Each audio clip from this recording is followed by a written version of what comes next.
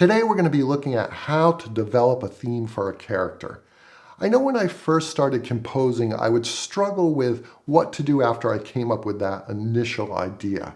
So today we'll take a single measure, a single bar phrase, we'll expand that into a 4-bar phrase, we'll then take that and harmonize it and pull some piece out of it to give us more material, and then we'll use a technique called augmentation to further extend that to an 8-bar phrase and give it a different feeling. And once we have that material, we'll look at a cue that I've written with it that's 1 minute long, all coming from that initial 1-bar phrase.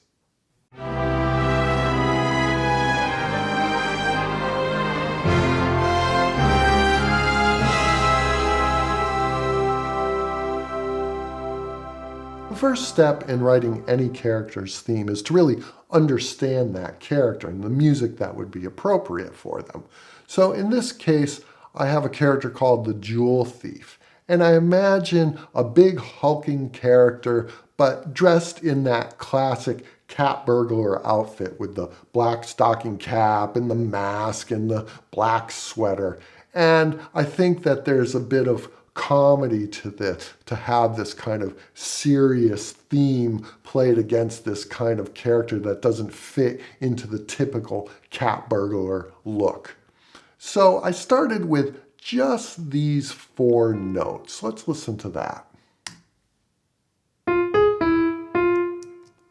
When I've written for shows for anime especially, a lot of times the characters would have a 2 to 3 episode arc, and you'd need to write a theme for them that was instantly recognizable. Sometimes you would only have 4 notes to introduce them as they came onto the scene. So I can imagine this 4-note grouping being played in a lower octave. Right? That really says kind of this big hulking guy. So that's the initial kernel that I started with. Now let's look at how I developed that into the first 4-bar phrase. Let's take a closer look at these first 4 notes. I've pasted them again here to start our 4-bar phrase. So we begin with an F, then we go up a minor third to an A flat, then down a major third to an E, then up a half step to an F. So if I were to play this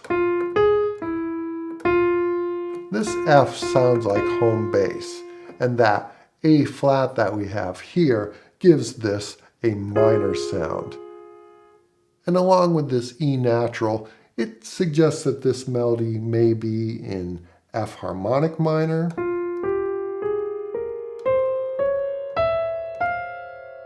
or possibly F melodic minor. Either one.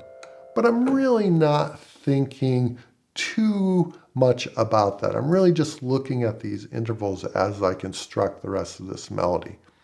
So here again, I pasted the exact same rhythm into this second bar and then altered the notes. So we start with the F again, then the A flat, and here we were jumping these thirds. So I decided to jump a third here. We jump a minor third up to this C flat, and then here we came up a half step from the E to the F.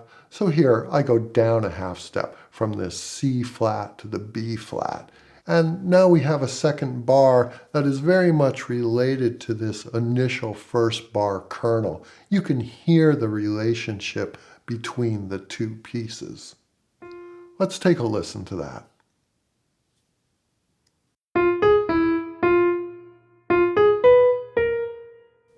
So by using the same rhythms and shapes and intervals, we're already on our way to constructing a cohesive melody.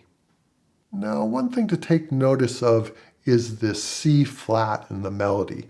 We talked about this possibly being in some sort of minor, F harmonic minor, F melodic minor, and this note doesn't fit either of those.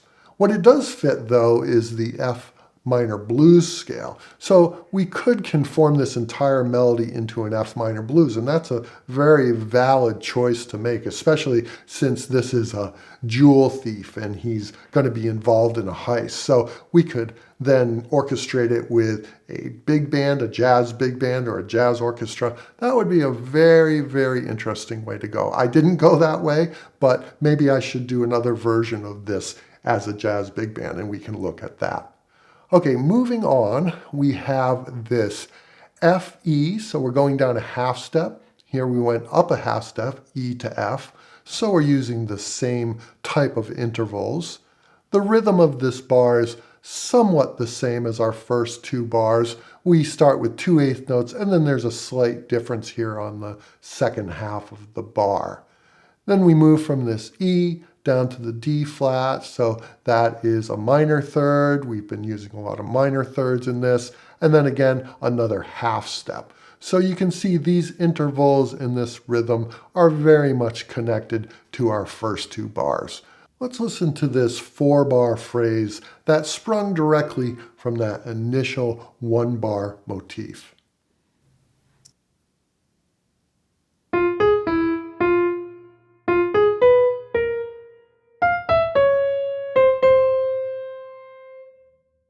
Now we have a very solid 4-bar theme, and we could continue on in this same method, make it 8 bars or 16 bars or 24, whatever we think for our theme for our jewel thief. I'm going to go ahead and leave it at 4 bars for now, and let's look at how I've harmonized this. We'll take a listen to it and come back and break down how I got these chords.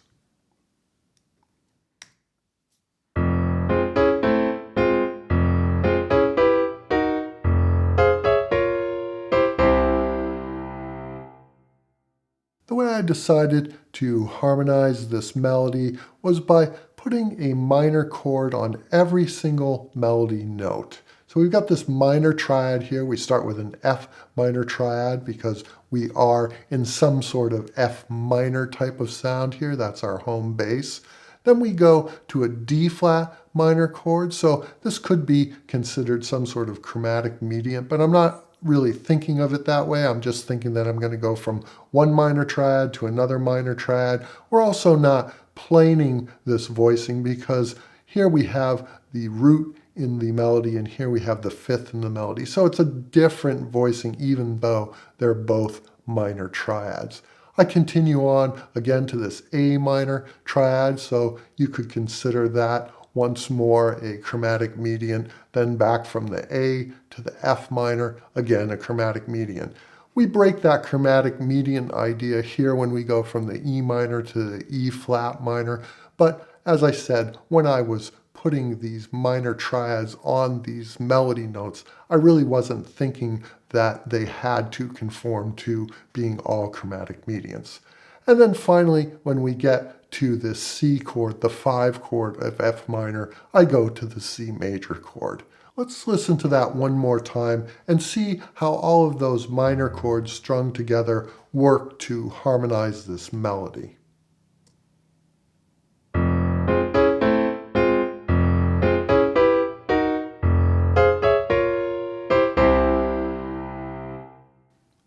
So that's just one way you could choose to harmonize this melody. It's a technique I've used in the past and it's worked very well. I thought it fit well with this particular melody, but certainly there's many other ways you could approach this. Okay, let's move on to this next little 2-bar phrase here and see where that comes from. Looking at this 16th note pattern, we can see it starts with the notes F, A flat, and E. And those are the same 3 notes that start our melody, F, A flat, and E. I've taken that small segment and transposed it down a minor third to D, F, and D flat, and then down another minor third to B, D, and B flat, and then once again another minor third to A flat, B, and G. So we can see that this line comes from a pattern that was in our original 1-bar motif. Let's listen to this all together.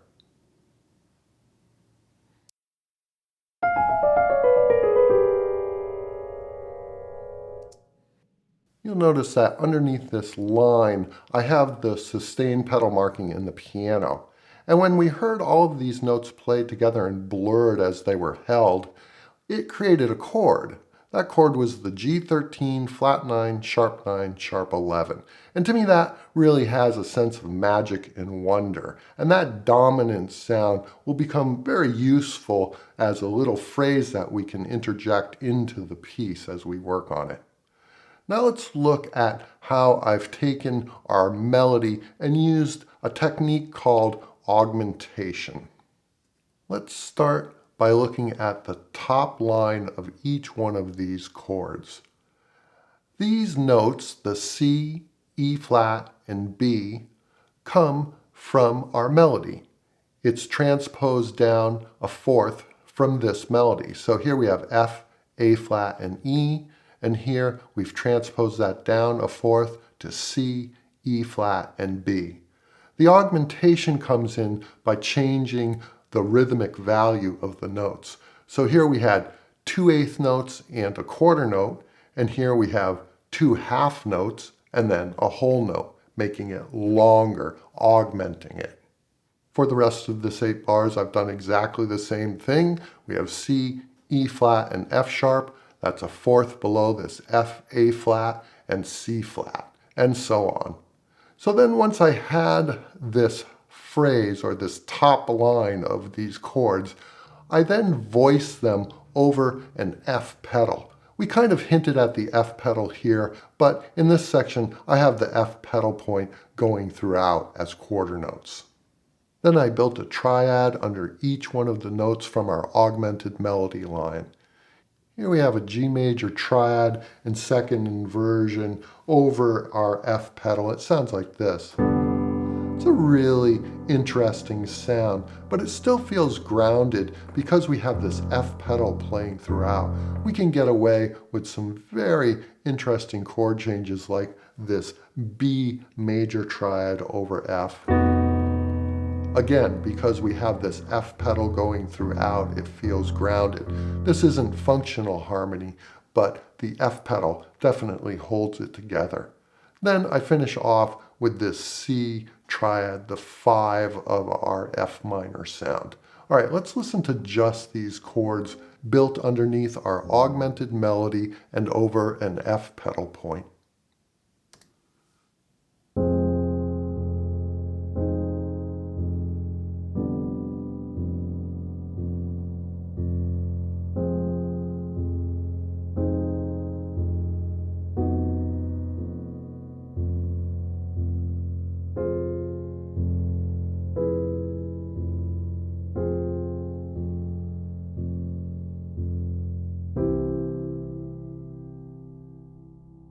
You can see how we've gotten quite a bit of mileage by augmenting the length of that melody and then building chords over a pedal point. Pedal points are such a great way to add interest to the harmony, but still feel like it's in the key that you're working in. So here we're kind of in this F minor sound. So we feel like F is still home base, even though we've got some very interesting triads over that F pedal.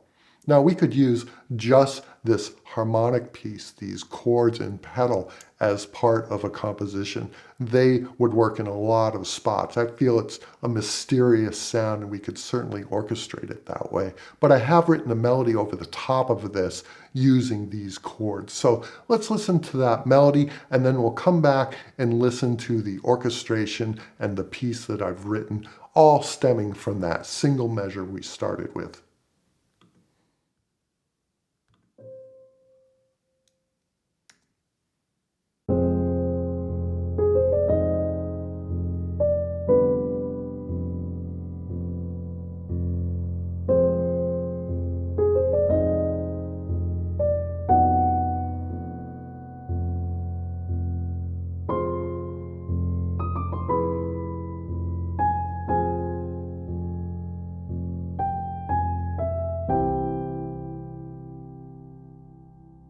All right, well, I think it's time we listen to this piece that I've written based on all of the material we just generated from that single bar of music.